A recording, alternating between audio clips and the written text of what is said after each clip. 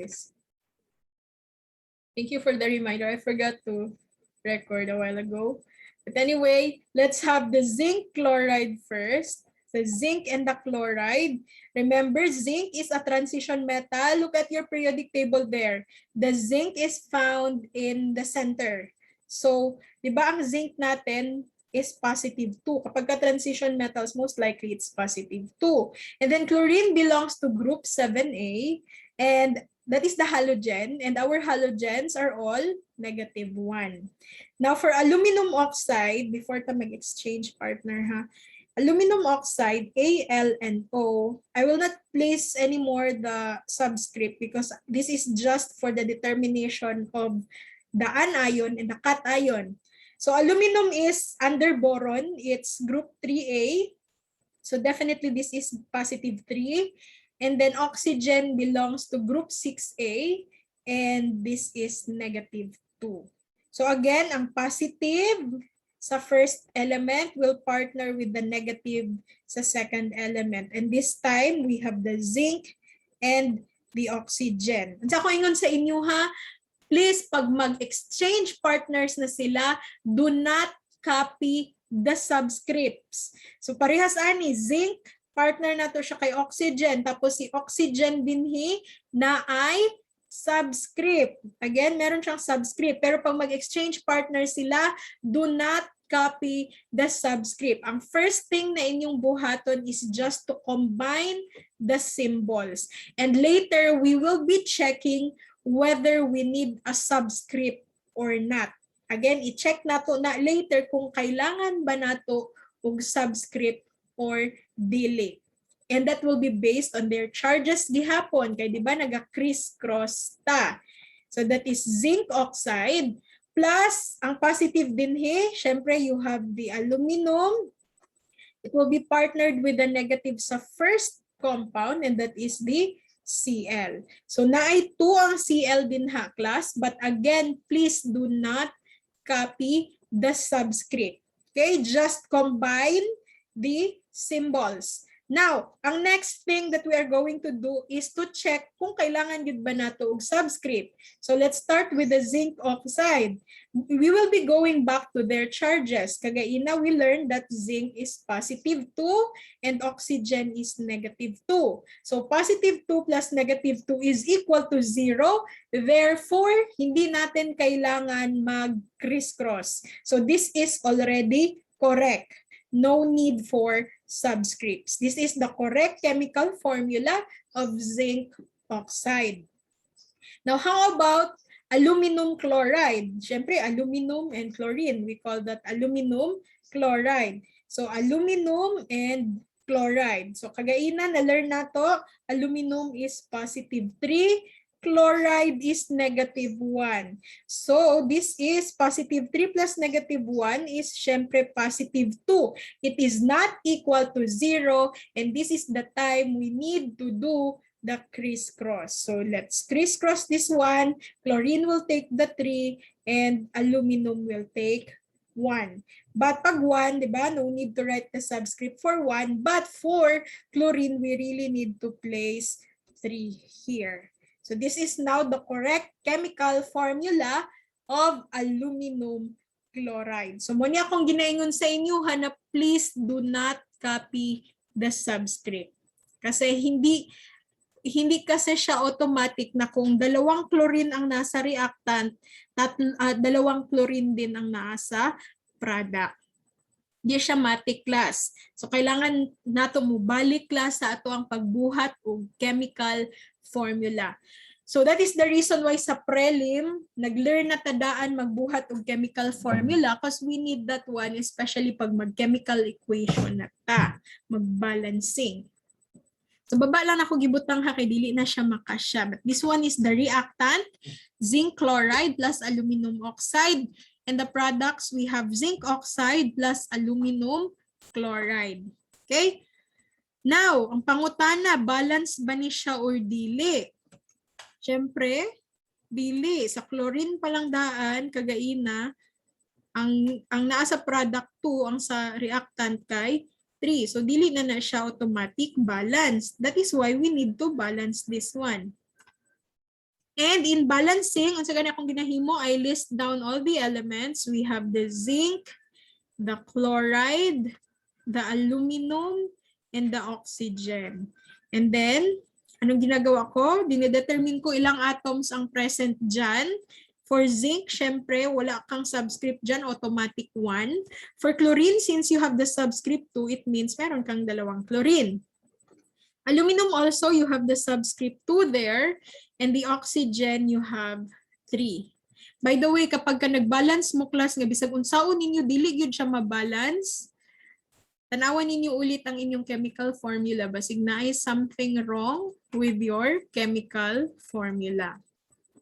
So for zinc, on the product na side, nang nasa baba mo na itong products ha, so 1. Chlorine, na siya subscript na 3, so it means natay 3 ka chlorine. Aluminum, wala na siya subscript, so this is automatically 1. And for oxygen, walang subscript, so 1 din siya. So actually, zinc lang talaga ang na-balance for this one. So kailangan ta mag-balance. Nabasig mangutana mo, asa ka magsugod, ma'am? Actually, ikaw bahala asa ka magsugod. Kung gusto ka magsugod kay oxygen, pwede lang kaayo. Nga unahon ni mo balance si oxygen, tapos mag-chlorine ka. Again, it's up to you kung asa ka gusto magsugod. Kasi chemical equation class is just trial and error. Magbutang lang taog coefficients. So ako, gusto ko mag-start example kay chlorine. This is 2 here, and this is 3. How do I balance them? Kanos ba mahimog balance ito og si 3? Pag mahimo siya og 6, mo na ilahang kung si tawagan na sa mathematics, not the factor, but common nila nga is that the factor? I cannot LCD po. Yeah, LCD. The common denominator nila is 6, right? So himo na to siya 6. And paano na ko siya himunog 6? I'll place 3 here. Para sa product nga side, this will become 6. 3 times 2. Ginamultiply na ha. 3 times 2 is equal to 6. Kaya lang kasama niya si zinc. Kapag ka coefficient ang nilalagay natin, kasama talaga si ang kasama niya na element. So magiging 3 ito class. Now, gusto na ko, humanon na ako si chlorine. So, butangan na ko niya siya drig 2. Para 2 times 3, 2 times 3 is equal to 6. So, yes, na-balance na si chlorine. But take note, ang kauban ni chlorine sa product is si aluminum. So, si aluminum class, nahimo po ni siyang 2. Pero as I place 2 here, chlorine has been balanced. The same thing with aluminum, na-balance po si aluminum. So, unsa ato ang problema karon? Ang ato ang zinc o ang ato ang oxygen. So gusto na ko i-balance si zinc na lang. 3 ug 1. So butangan ako siya 3 din hi. Again, butangan ako siya 3.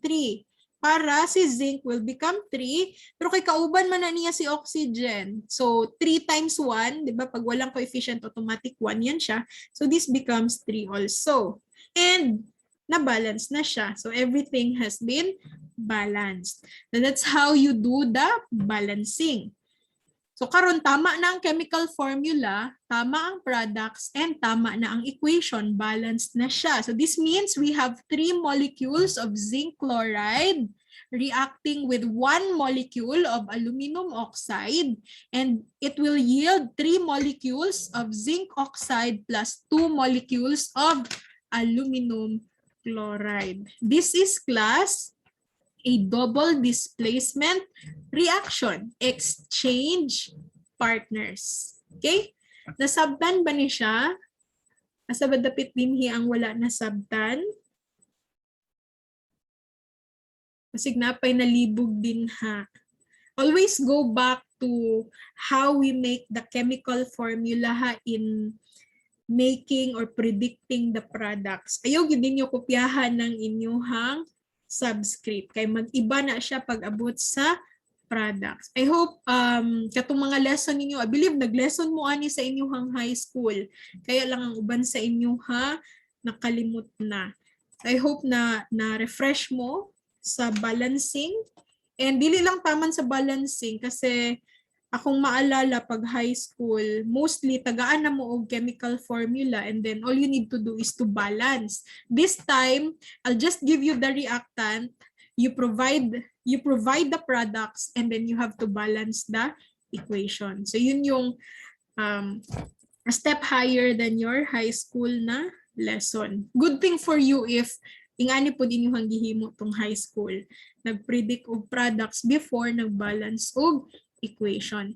So let's have another example. This time, kamo sa una. Tapos, tanawan na to if tama ba inyong answer. So the first 5 na mag-send sa chat will also be credited sa participation. Wait lang, isulat sana ko. Naghuna-huna sa class.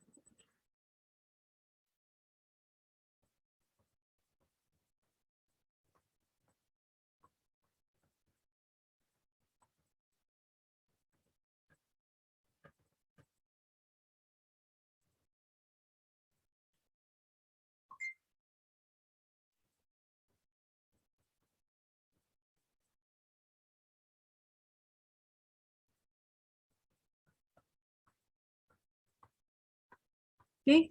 Sige daw, i-try ninyo kung nag-learn ba mo sa akong example gaina and mabalaan mo na kung nag-learn mo kay tama inyong answer. So I will wait for your answers.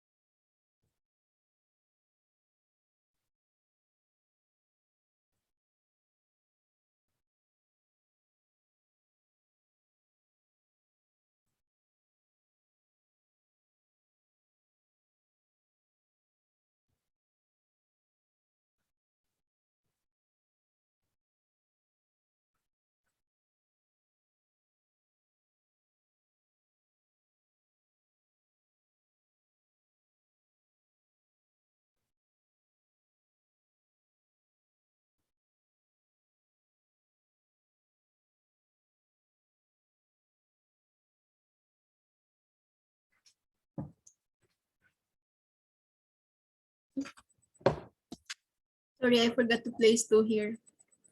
Nanay 2 sa magnesium nitrate.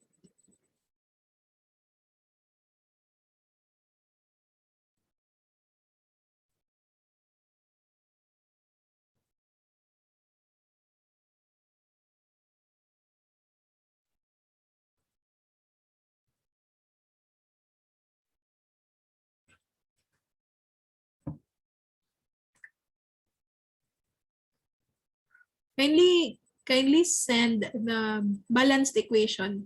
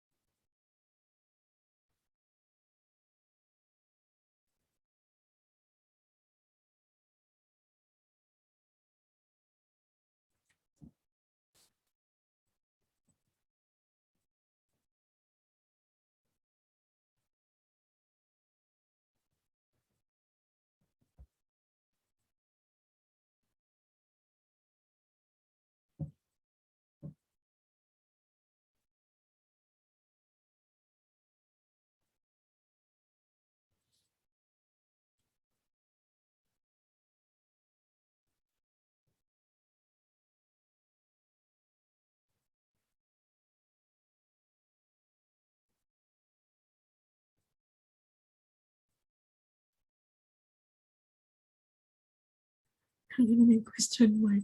Really sure? Oo, tama siya. Shane, -1.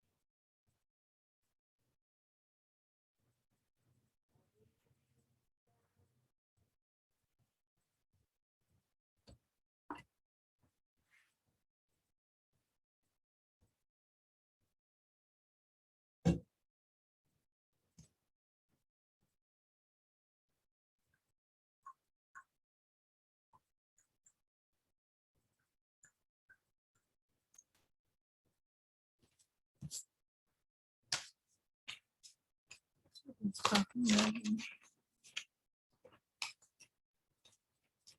not it. Sorry.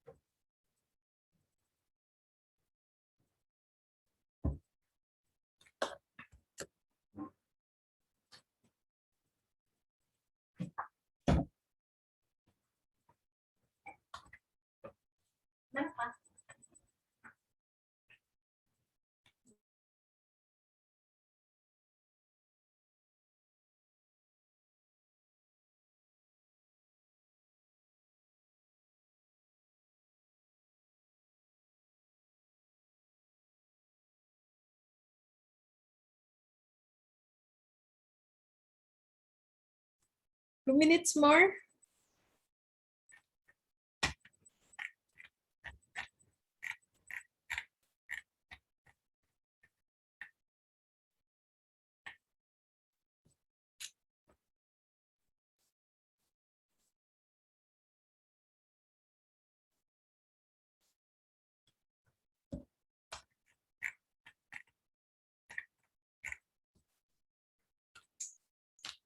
Wala na?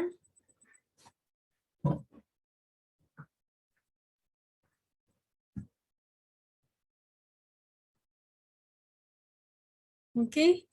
Wala na. 3 persons lang ang mag-send ng answer. Automatic na ni sila tanan for recitation.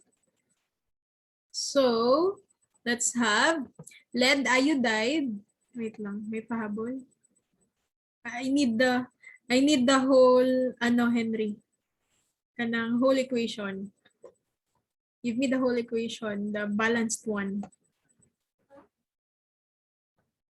Okay, pahabol lang. Lead iodide plus magnesium nitrate. So, sa ganitong first step, syempre double displacement ni ha. Double displacement ni siya. Kasi you have compounds, 2 compounds there. So, the first thing is to identify the positive and the negatively charged. Syempre, iodine belongs to group 7A. Automatic, this is -1. And for lead, take note na may 4 dito. Meaning nag-crisscross ito sila class. Kasi lead has 2 charges, right? It can be +2 or +4. So definitely this is +4 here. That's how you know. Kasi may 4 dito. Pag nag-reverse crisscross ka, the 4 is coming from the lead. Okay? So again, that's +4. And then, for magnesium nitrate, magnesium and then nitrate, magnesium is syempre +2. That is the reason why you have the subscript 2 here because nitrate is -1. So pag mag-exchange sila ng partner, lead will have the nitrate. Again, positive and negative on the other side. Pero my instruction is not to copy the subscript because nitrate here sa reactant has 2 as the subscript. Do not copy that. We will check later if kailangan niya ba talaga ng subscript or hindi. And then magnesium now will partner with the iodine. So magpartner siya kay iodine. Sige, note ko ito, Henry and Johanna. Sige, isali ko siya.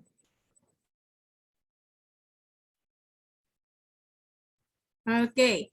And then, sorry, na-distract ko sa nag-chat mong good. Okay, let's check whether we really need a subscript or not. Let's start with the PbNO3. So, kagaina na-learn nato na lead is +4 and that nitrate is -1. So, +4 plus -1 is +3. Now, kay +3 man siya, kailangan nato mag-crisscross. So, lead will have 1 and nitrate will have the 4. Now, since this is nitrate, a polyatomic ion, kailangan ilagay natin siya inside an open and closed parenthesis before natin ilagay si 4 as the subscript. So ngayon, lead nitrate is now correct. Correct na ito siya na chemical formula. Now, how about si magnesium iodide? A while ago, magnesium is +2, iodide is -1. So, pag i-add natin, this is +1, therefore we need to do the crisscross. Again, pag hindi 0, kailangan mag-crisscross. So, magnesium is still 1, but iodide will have a subscript na 2. So, that's how you do it. Now, afterwards, you check whether this equation is balanced or not. So, let's have the lead.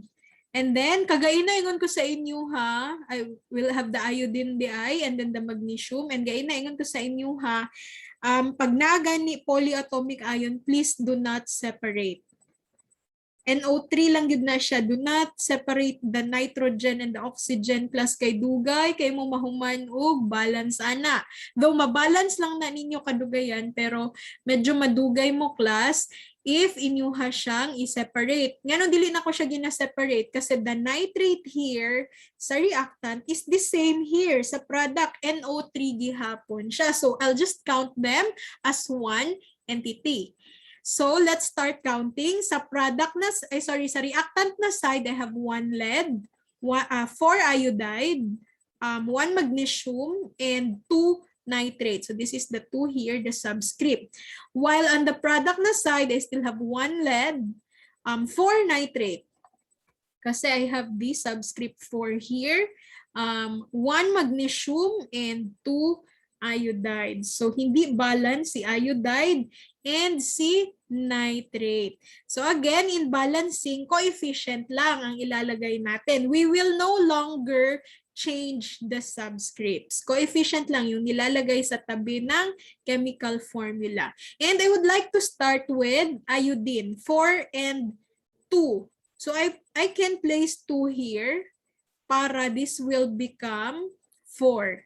Okay, I will place 2 here para this becomes 4 now and that iodine is already balanced. But as I place 2 here, kasama niya si magnesium, magnesium will become 2 also. So I would like to balance magnesium next kaya para diretso-diretso na ko. I'll place 2 here. So that magnesium will become 2 also. So this is already balanced. But since kasama niya si nitrate, 2 times the subscript 2. Itong 2 na nakalagay sa labas ha, hindi dito sa 3 ni oxygen, sa 2. 2 times 2 is equal to 4 and this becomes 4 now. So this is balanced. This is already balanced.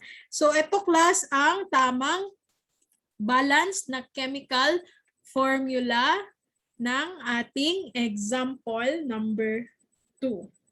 Balanced na siya and tama yung ating chemical formula. So, 1 molecule of lead iodide will react with 2 molecules of magnesium nitrate, yielding 1 molecule of lead nitrate and 2 molecules of magnesium iodide. This is class a double displacement reaction. So I hope nasabtan na kung paano siya ginabuhat. Kasi ang tendency man good na to, if we are confronted with equations, chemical equations and balancing, usahay makulbaan ta, usahay malisang ta, natakabalugon sa ato ang atong buhaton. Kay ma-overwhelm na tapag maayo sa mga chemical formula. But himuon lang to ninyo step by step na akong gitudlo sa inyo ha. And then dili man jud siya totally lisod gyud kaayo actually ha. Kung sundon lang ninyo ang chemical formula and then ang process, actually dali na lang na siya ang pag-balance. So I'll give credit to to Mariam, and then we have Shane also, and then we have Jamuel, and then yes, we have Henry and Johanna Mamongkara. This is for midterms na ha, for midterm na ito na recitation. May question pala dito. Pwede man mag-interchange sa product? Yeah, you can actually interchange this. Like, unahin mo sulat si magnesium iodide, tapos next na si lead nitrate. Pwede din. No problem with that. Kasi silang dalawa, mag-e-exist talaga yan. Kahit paunahin mo sulat si magnesium iodide. So that's it for our double displacement reaction. Now, ang next is ang, again, I told you I will not really dwell with the decomposition and the synthesis. Kasi sa synthesis, idugtong lang nato ni silang duha. And then that's it. Ang sa decomposition, ipaghiwalay lang din natin. Mas complicated kasi si single replacement, si double displacement.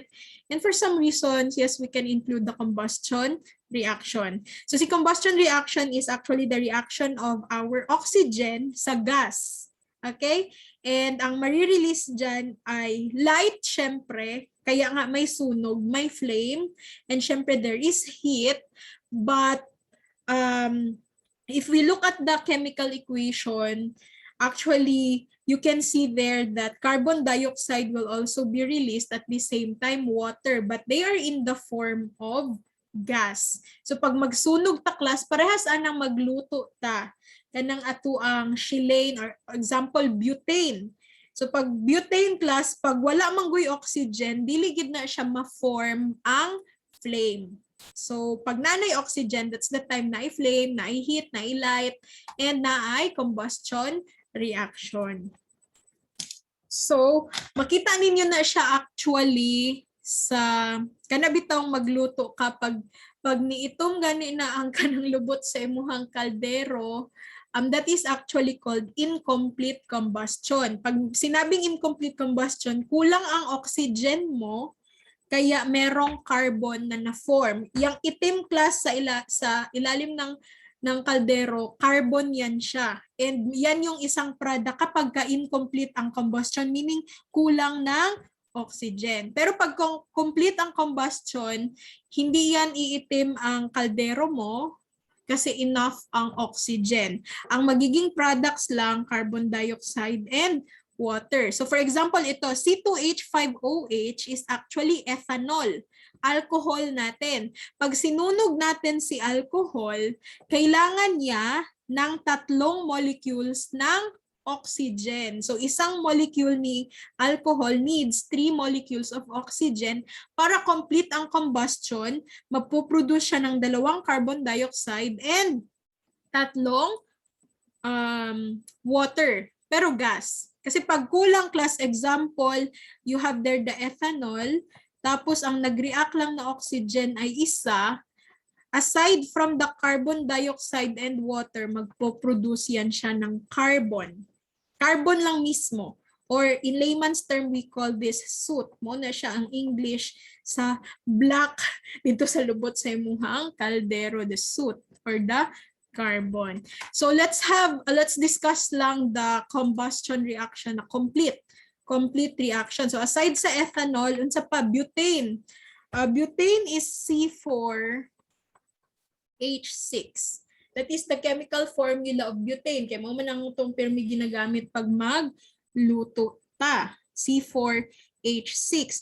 Na paano kung mag-apply ta og kalayo? So kailangan nato na siya og oxygen.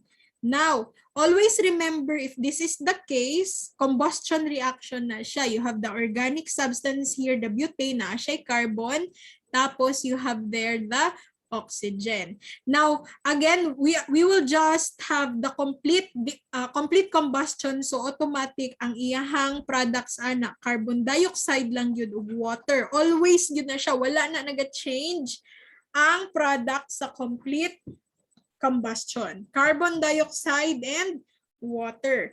Ang kailangan lang yun nato himuon class is to balance this one. Para makabaluta how many molecules of butane ang mag-react sa pila pod ka molecules na oxygen. Para ma-predict nato ilang molecules din ang each product. So what am I going to do here? Diretso na ko sa balancing. Now, Wala man ditong polyatomic ion. So isa-isahin talaga yan sa class. Carbon, hydrogen, and oxygen. Isa-isahon na to siya. So on the reactant na side, I have 4 carbons, I have 6 hydrogen, I have 2 oxygen, and on the other side, I only have 1 carbon. I have how many hydrogen? 2. And for oxygen, that's 2 plus 1. So i-add natin ha kasi may oxygen ka dito, may oxygen ka din sa water. So 2 plus 1 is 3. Now, what are we going to do? Hindi sila lahat balanced. For combustion reaction, I actually always start with carbon. Kasi kapag mag-start ka kay hydrogen or kay oxygen, medyo mahirapan ka. Again, medyo mahirapan ka. Now, remember, this is trial and error. So, let's try first kung mababalance ba siya kung ilalagay ko dito 4. Okay? I-try lang natin kung mababalance ba siya na 4 ang ilalagay ko dyan. So, this is 1 molecule automatic of butane. Again, 1 molecule of butane ito kasi hindi ko na kailangan maglagay ng number dyan. And then this becomes 4 here. Now, kasama niya si oxygen. So, oxygen becomes 4 times 2 is 8.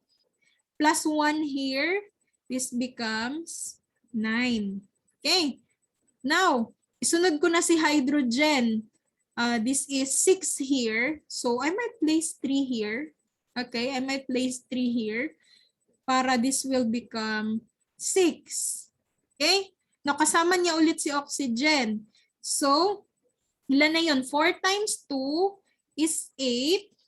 Plus 3 times 1 plus 3, this will be 11. Okay?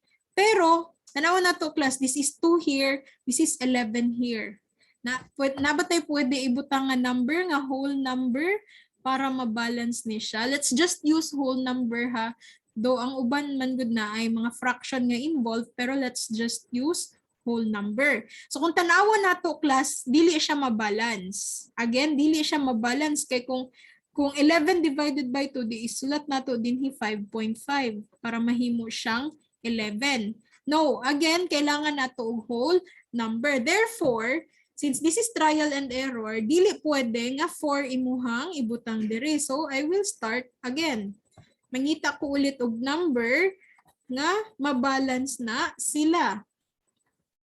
Wait lang. Ayan. Balik ta sa sinugdan. 2, and then 3. So, unsay ako himuon? Kagain na 1 molecule lang ko sa carbon. Diri wala ko ibutang nga number no. So akong himuon sunod butangan ako ni siya 2 din he. Kaya di man siya mabalance nga mag-automatic og 4 din he. So if I place 2 here, carbon here becomes 8, and then hydrogen becomes sorry, di ako nagbutang. The hydrogen here becomes 12. Okay. Kana akong unang ihilabtan ha kay dili man siya tama gain nang gibutangan akong 4 din he. So balhin ko diri sa reactant. Why not try 2 here? Now, let's see. How about if I place 8 here? Again, how about if I place 8 here? So that this becomes 8 also. Balance na sila. Kauban niya si oxygen. 8 times 2 is 16. So this becomes 16 now. Now, paano si hydrogen? Si hydrogen sa akong unahon, ipaulahi ko na lang na si oxygen. Si hydrogen, nahimo man to siya og 12, right? Nahimo to siya 12 kay 2 times 6. So, I'll place 6 here also. So, 6 times 2 is 12. Now, kasama niya si oxygen. So, this is 6 times 1 is 6. This is 8 times 2 is 16. So, 16 plus 6 is 22. So, oxygen now becomes 22. Okay? 22 na siya. 8 times 2, 16 plus 6. Yeah, 22. So, 22 and 2. So, 22 divided by 2 is 11. I place 11 here. And this becomes 11 now. So, as you can see, this, sorry, 11 akong libutang. This is 22. Yan. As you can see, the equation is already balanced and I have ensured na lahat sila na coefficient dyan ay whole number. So kanina bakit hindi possible yung diretsong 4 dito? Kasi maungot ta sa oxygen, wala tayo mabutang na whole number. So as much as possible, whole number lang ang gamitin natin in balancing. So ito na yung magiging chemical equation class pag magluto mo gamit ang butane. So ang himon ana, magsunog ta 2 molecules of butane, mag-react with 11 molecules of oxygen, and ang products ana niya kay 8 molecules of carbon dioxide plus 6 molecules of water in their gaseous form. So yan yung complete combustion. Any questions? Kailangan lang yun siya og patience. Kaya there are a lot of times class na first try nimo sa imuhang balancing, dili nimo siya makuha. So, kailangan ka mag-try og another number. Okay? Sige daw, let's have another one. Make sure nga ano ha ka ng lowest term nga balancing inyuhang gamiton. Let's try another one. Let's have recitation again. So the first 5 pa rin. Let's have the combustion reaction. Let me think first. Butane man tong kagaina. Let's try the, unsa nang nasa gasolina? Octane. Diba makita ninyo sa mga gasolinahan, octane. Octane is 8 kabuk ang carbon, 10 kabuk yung hydrogen, plus oxygen. Always yan siya O2 ha kasi diatomic molecule. Sige kayo, you try to predict the products. Siyempre wala naman tayo laing products, no? Carbon dioxide. Isulat na lang ako. Carbon dioxide plus water. And then you try to balance this one.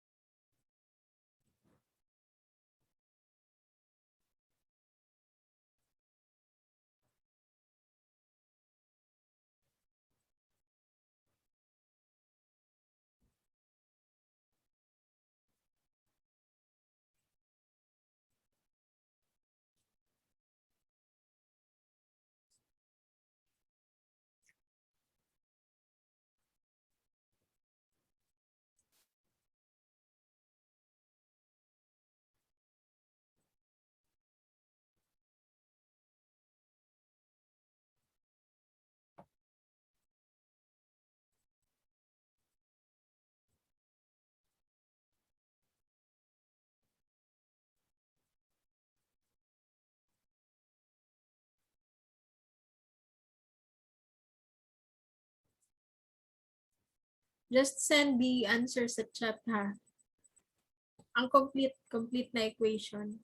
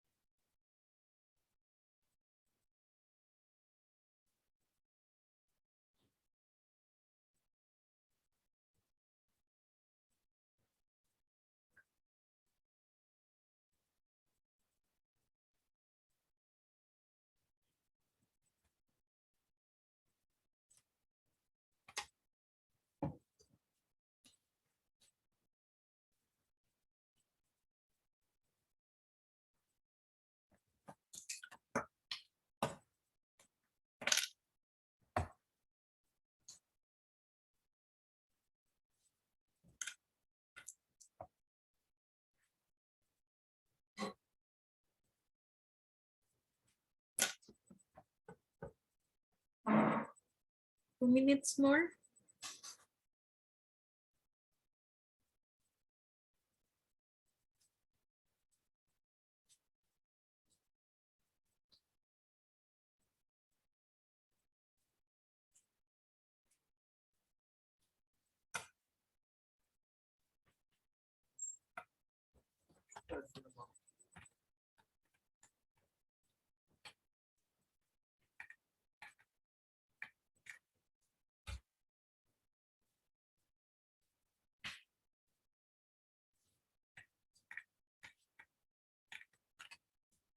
Okay.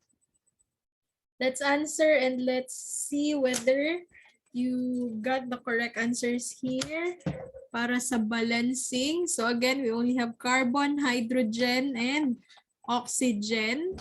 So we have carbon here, 8, 10, and then 2 oxygen. On the other side, 1 carbon, 3 oxygens, and 2 hydrogen.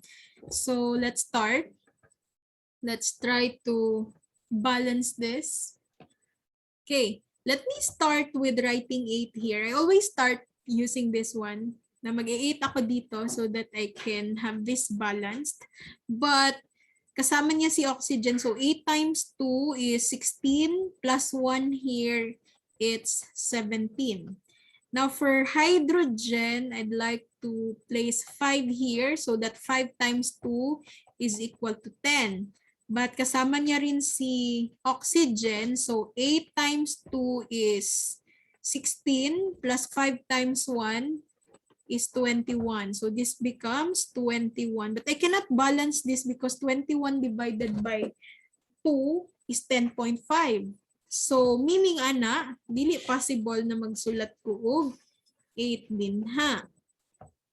So let's go back to the original one. Again, this is 1, 2, 3. So one molecule, I'll try to write 2 here kasi 1 lang naman siya kanina. Hindi ko siya nilagyan ng any coefficients, right? So I'll try the 2 here. 2 times 8, it's 16. And 2 times 10, this is 20. So I'll try to balance the carbon first. So 2 times 8 is 16. I might place 16 here to make this balance, 16. Kasama niya si oxygen. So 16 times 2 is 32 plus 1, that is 33. Lagay ko na lang siya, 33 there. 16 times 2, 32, yeah.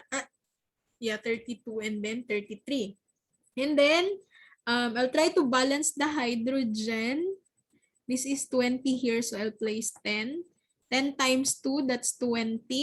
Kasama niya ulit si hydrogen, si oxygen. So 16 times 2, that's 32. Plus 10 times 1 is 42. So this is now 42. Now, 42 divided by 2 para mabalance ko siya is 21. So this is a whole number, right? So this is 42 now. So balance na siya. Everything is balanced. The correct answer is 2 molecules of octane. This is octane plus 21 molecules of oxygen. This will yield 16 molecules of carbon dioxide and 10 molecules of water. So that's how, class, you balance a combustion reaction. Complete combustion kasi carbon dioxide at water lang ang ating products dito. Siyempre, the more number of carbons, the more oxygen din ang kailangan para ma-burn talaga siya. So let's see your answer sa chat. We have Shane 23. Ibago naman yung mga answer sa ilalim, no? 23 lagi na 16, 10. 2, 21, 16, 10. Jamwell. Mariam also. Sante. Okay. Miss Abing also. Adrian. What is this? C6H. Ano siya? This is, it should be carbon dioxide and water only. So kindly look at the screen.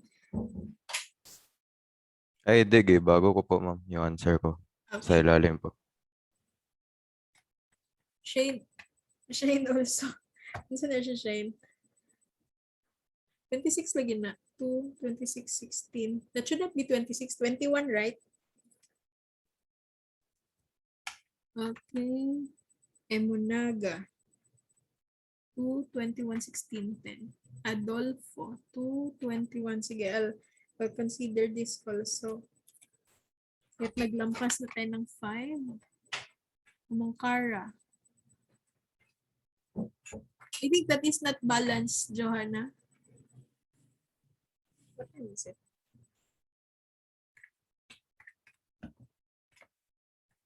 Concha, 8, 21, 16, 10. Kabantog, 8, 21, 16, 10. But do not forget, it's carbon dioxide. Ha? It's not CO. CO is carbon monoxide. So, please look at, basig nabilin lang na siya, Mariel, ang imong carbon dioxide. Okay, Adrian, nakita ko na. Ang pahabol mo.